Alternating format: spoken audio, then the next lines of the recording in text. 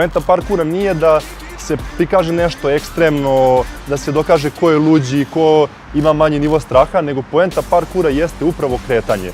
Efikasno kretanje i efikasno savladavanje prepreka.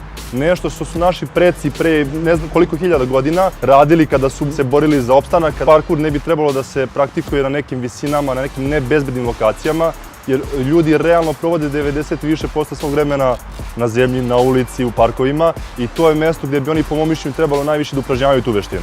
Veština parkur je nešto što nas vraća korenima, tera nas da se ponovo pokrenemo, a čovjek je realno najsavršenija mašina za kretanje. Pravilan trening je apsolutno važan ne samo za parkur, nego za bilo koju veštinu koju upražnjavamo. Najvažnije je da deca razumeju da je bitno da se obrate nekome stručnom, da shvate da je to proces koji traje, da svi ti momci i devojke koji rade te neke ekstremne stvari, da su oni počeli od najosnovnijih, kao što je trčanje, hodanje četvornoški.